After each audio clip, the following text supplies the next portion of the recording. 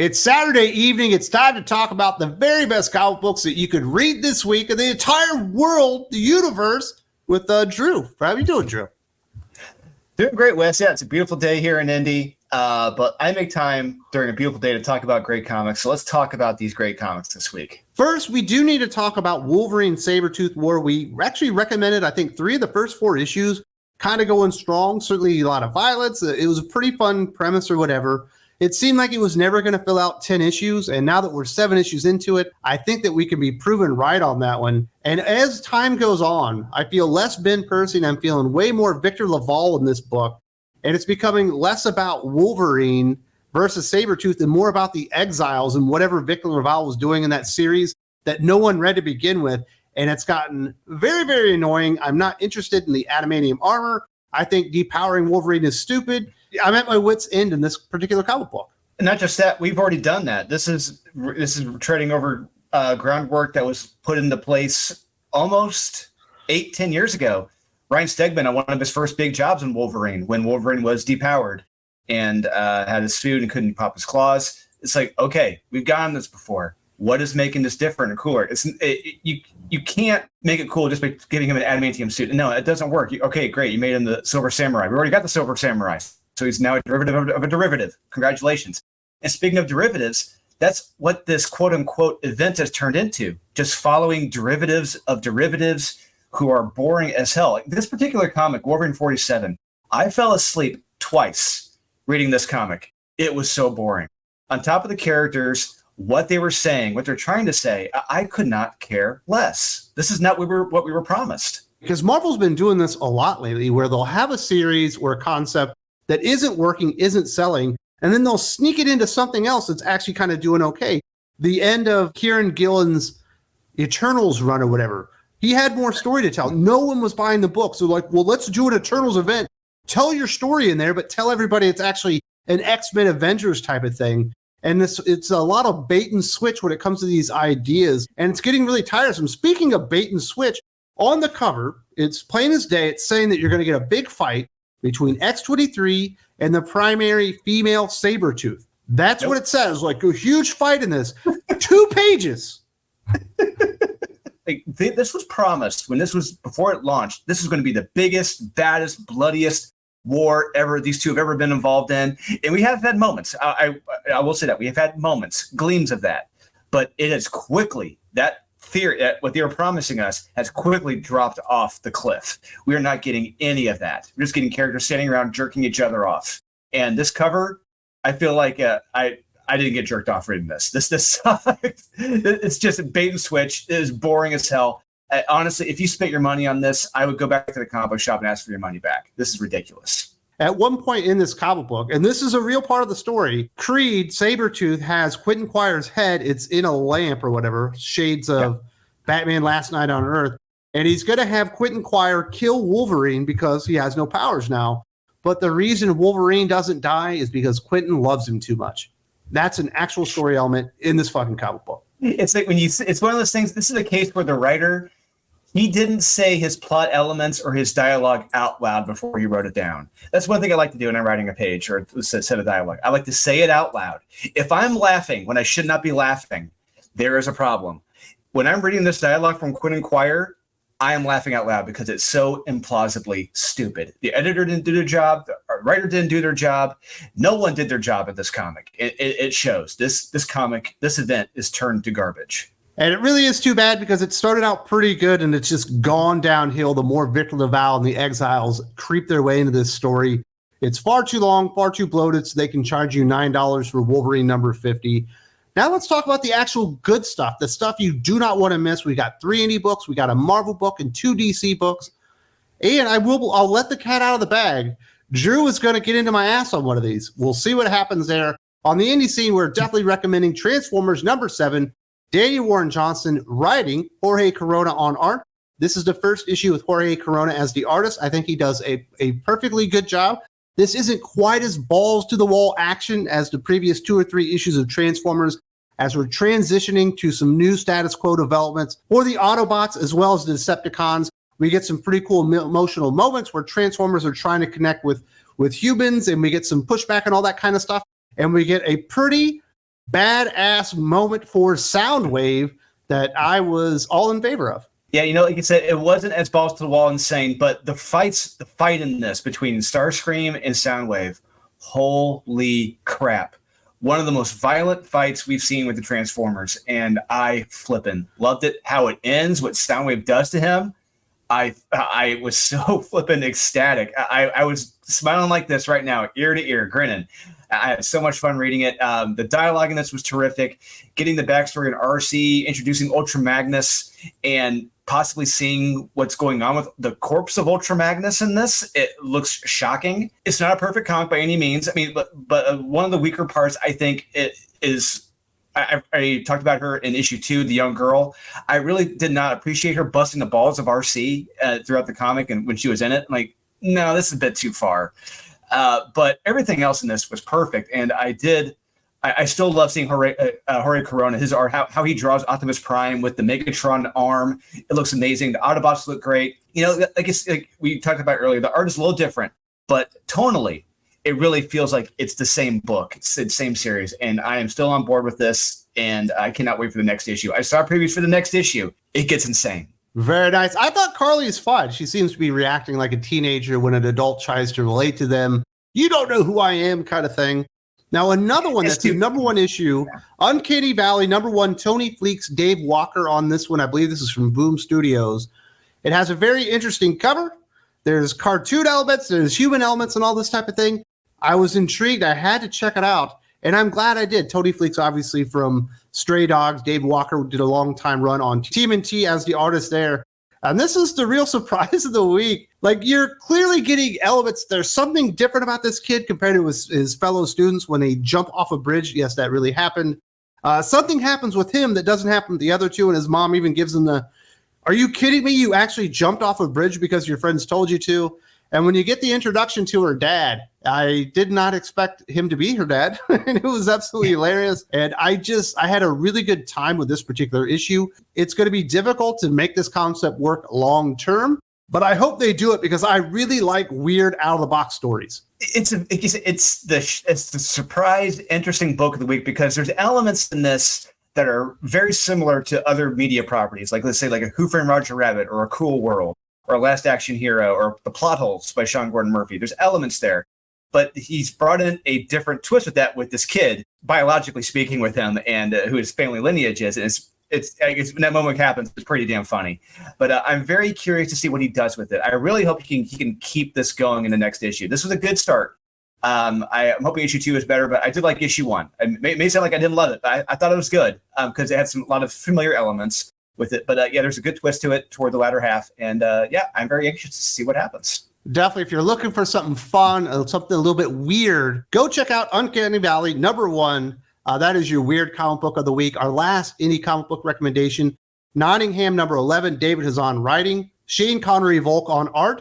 I hadn't seen this book in like 18 months. I almost forgot it existed. They did have a couple of one-shots in there that were really starting to ruin my appreciation for this series. I'm glad it's back to the regular guys. We have the Sheriff of Nottingham returning after teaming up with basically Robin Hood to free King Richard, and he arrives, and things are not what they were supposed to be. Maid Marian might be doing some weird things, and it turns out maybe King Richard is the bad guy, and he might be getting a little team together to basically fortify the city in advance of his army returning. And I'm just really enjoying it. I love the twist on the Robin Hood story and the art by Shane Connery Volk. He forgot to miss a beat. He picked up right where he left off. Yeah, because like the last one I read was one of those one-shots. It was the Mags Visaggio one-shot that she wrote. And after that issue, I said, I'm done. I am checked out of this series. I don't want any more to do with this. But thankfully, time has passed. Significant amount of time has passed. And the original team, the band's back together working on this, and it hasn't missed a beat. The art is terrific. Once again, we see what happened to Nottingham. It's shocking, but it isn't shocking at the same time because there's a lot of modern day parallels going in this book politically and all that. Like you say, like certain groups, like say like a Black Lives Matter, where they're promising all these things to the people. You're going to get this, you're going to get this, but then you really see it's like, oh no, it's not going to turn out that way. What you wanted, you may not get. It's going to go to the haves, not the have-nots, right? And so it's great. You see elements like that in this. And you see what happened to some of the heroes that we were following, and it looks like it hasn't turned out too well for them. And Maid Marian, once again, people underestimate her. Now she's in control. Not looking too good. But there may be a greater evil on the horizon. I can't wait. I'm back on board with this. This was terrific. Great twist of Robin Hood. Do check this out, guys. You're missing out. Yes, whoever at Mad Cave decided to take the Nottingham series that was awesome and hire Mags Visaggio to do a one-shot probably needs to be slapped in the face with a dueling glove and fired or something like that. What a stupid choice that was. Now let's get over to the big two, because we got one Marvel comic book to recommend. Fantastic Four 19, Ryan North writing, Carlos Gomez on art. This is probably the best ongoing series Ryan North has ever done in his life. There's been some decent elements. There's been some low moments. This particularly is not something in continuity. It does feel inconsequential to the Fantastic Four and wherever Ryan North is trying to take it, but basically, we are in the 1950s or whatever, and it's a detective tale, and we got dames and all that kind of stuff. And we see the familiar characters from the Fantastic Four playing some different roles in this particular universe. It's a black and white comic book with elements of color in it that I think really pop. The art particularly carries the comic book, but we do get to see a different side of Mole Man, the Trapster, and some other significant villains, or maybe insignificant villains to Fantastic Four, depending on how you look at them. And I personally had a lot of fun with this particular comic book. I like when you take a one shot or take a little fill-in break, do something a little bit different outside the box, as long as you entertain with it. And I was entertained by this particular issue. Reading this issue, it really reminded me of the noir series of books that Marvel used to do, like Spider-Man Noir, X-Men Noir, where you take your current heroes and put them in like a 1940s, 1950s setting. Things are different; they're not quite the same. It kind of felt that way with this. Look, I have not been the biggest fan of Ryan North or his Fantastic Four run. I thought it's been mediocre, decent at best at times. I think this is one of the better of the 18 issues. Probably been 3 that have been really recommendable, maybe. But this one, it was the most original and fun, but I had problems with Alicia Masters being a blind private eye, being led around by her seeing eye dog who did nothing to protect her at all when she got jumped. I mean, just that premise alone, saying it all that, I'm laughing. It's just, that's my problem with it. But other than that, it's a perfectly decent comic and one of the better Fantastic Four issues. You said you were going to rip into me. You didn't rip into me. You kind of agreed with me. The hell, Drew? You promised. Throwing you a curveball, Wes. Just throwing those little curveballs. Keeping you on your toes. Well, apparently. Well, let's move over to DC Comics since we got a couple more recommendations. Action Comics 1064, Josh Williamson writing, Rafa Sandoval on art. I wasn't sure what to think of House of Braniac as we kind of got up to it. It felt like they were leading into something, but it didn't feel big. And if you read the opening of this comic book for the first 8 pages or so, maybe it's 6 pages, it certainly doesn't feel very big. I was like, what the hell is going on here? But when this comic book starts going, my goodness, does it go. It just gets super huge, super amazing.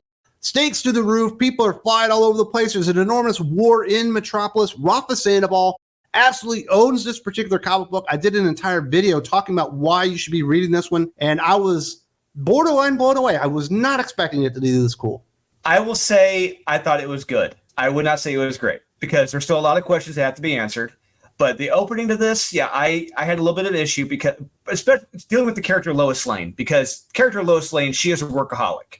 That's who she is. She lives and breathes being a reporter. I see her, if she's taking a day off, it would have to be at gunpoint by like 10 to 20 soldiers, forcing her to go take a vacation. I do not see her gleefully taking a day off ever. It felt odd. Very, very odd. It just felt like I was watching something out of a rom-com film where she's running through the town. Hey! It's like, what's going on? That's what I said. Here? The first 6 pages. Yeah.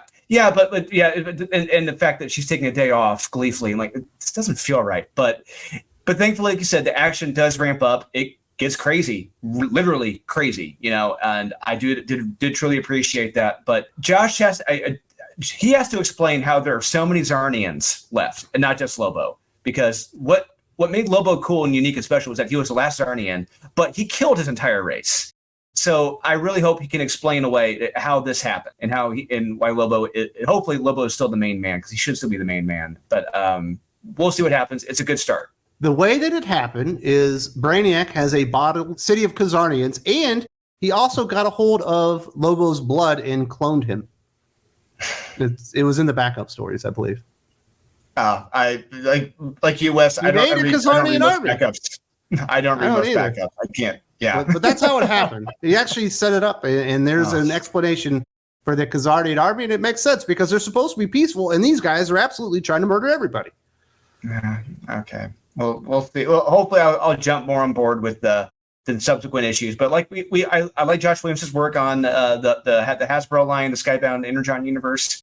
Hopefully, he can continue that energy he brings to those titles to this because, like I said, I thought it was a good start. Do not let this sourpuss undersell it. Yes, the opening 6 pages with Lois Lane running are stupid, and it's kind of lame, but it's only there to reintroduce you to all the Superman family members in Metropolis because they're all going to play a part in the story. That's a little too many. I think it was there for, but it wasn't. You are correct, and I hope Braniac kills off at least half of them. But yes. We've got one more recommendation, and it's an enormous book. The Batman First Night, Book 2, Dan Jurgens writing, Mike Perkins on art. I was a little bit in the middle on the very first issue. I was like, yeah, there's some stuff I like about this. Not a lot of stuff I love. I particularly like the second issue far more than the first issue. Lots of really cool things going on here. We've got the aftermath of Batman accidentally being electrocuted, which doesn't seem like it should be able to happen in an electric chair or whatever. Thankfully, Gordon stops it. There's only one thing about this book that I do not like. It feels so out of place. I don't understand why it's even there, is the rabbi. Otherwise, everything about the book and the adventure and the story that gets laid out makes perfect sense. I think Mike Perkins brings a really cool style to this that really fits the time, this Great Depression era Batman story that they're trying to tell. And even threw a little romance in there, or at least burgeoning romance that really fits the series and kind of calls back to some old school Batman romances from maybe Detective Comics 34 or 33, something like that. And I quite liked it. I kept wondering to myself, why does he keep going back to this rabbi? I don't understand this. It's the one, it's that broken thumb that sticks out. It's like, why is this here? But yeah, everything else about this book I thoroughly enjoyed. But yeah, from the electric chair, escaping the electric chair, and the burgeoning romance with the lady who comes by his mansion. He's trying to explain away what happened. Oh yeah, I was working on my car doing all this. It just tool belt. It shocked me. Yeah, it burned me. Yeah, I shouldn't have done this myself. I should have hired someone to do this work. It's fun. It's very much in the vein of, like, let's say, a Detective Comics story from the 1930s, 1940s, trying to explain away that stuff like that. It was great. It's good. And the art is really good by Mike Perkins. His art is terrific. How he draws the action sequences, how he draws the emotions, the women, the men. It all looks great. I love the monster men. Love the fights in this. It has that great pulp Batman feel to it. And the last page, and I love how people keep telling Batman, hey, you need to get a gun, man. You got to get a gun if you're doing this. And at the very last page, we'll see if he's going to be arming himself up for the next issue, because it's really, really shocking. It's good. But it's drawing back to the roots of who Batman was when the comic started. And I truly appreciate that as a Batman fan. And I cannot wait for the next issue. I am full on board with this. Dan Jurgens, Mike Perkins, they're telling, probably, honestly, right now, Wes, I think it is the best Batman book out right now. In all likelihood, it is the best Batman book. So those are recommendations. I want to say I appreciate you, Drew. I appreciate you too, Wes. If you like more conversations like this, comic book reviews, conversations around comic books, and you haven't checked out Thinking Critical Patreon, there is a link in the video description. Lots more stuff going on over there. Every single week you get over 8 hours of new podcasts. Lots of fun conversations with Aaron, Doc, Jim, Nick, Wes, all those kinds of people. I want to see you there soon. That's what I'm trying to say. That's it.